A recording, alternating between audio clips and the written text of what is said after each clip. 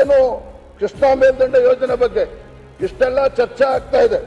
ಇವತ್ತು 50-60 ವರ್ಷಗಳು ಕಳೆದ್ರೂ ಸಹ ಯಾವ ಪ್ರಾಜೆಕ್ಟ್ 18-19 ಸಾವಿರ ಕೋಟಿಲಿ ಪ್ರಾರಂಭ ಆಗಬೇಕಾಗಿತ್ತು, ಇವತ್ತು 1 ಲಕ್ಷ ಕೋಟಿ ದಾಟಿರ್ತಕ್ಕಂಥದ್ದು. ಇವತ್ತು ಕೂಡ ಅದಕ್ಕೆ ನಾವು ಉತ್ತರವನ್ನ ಕಂಡುಕೊಳ್ಳಕ್ಕೆ ಇವತ್ತು ಕೂಡ ಸಾಧ್ಯ ಆಗಿಲ್ಲ. ಮಾನ್ಯ ಸಭಾಧ್ಯಕ್ಷರೇ, ಹಿಂದೆ ಬಸವರಾಜ ಬೊಮ್ಮಾಯಿ ಮುಖ್ಯಮಂತ್ರಿಗಳಿದ್ದಾಗ ಈ ವಿಶೇಷವಾಗಿ ಬೆಳಗಾವಿ ಜಿಲ್ಲೆ ಬಗ್ಗೆ 14 ಏಕ ನೀರಾವರಿ ಯೋಜನೆಗಳಿಗೆ ಕ್ಯಾಬಿನೆಟ್ ಅಪ್ರೂವಲ್ ಅನ್ನು ಕೊಟ್ಟು ಟೆಂಡರ್ ಕೂಡ ಆಗಿರ್ತಕ್ಕಂಥದ್ದು. ಈ ಎಲ್ಲ ಯೋಜನೆಗಳು ಇವತ್ತಿಗೂ ಕೂಡ 10% ಪ್ರೋಗ್ರೆಸ್ ಕೂಡ ಆಗಿಲ್ಲ.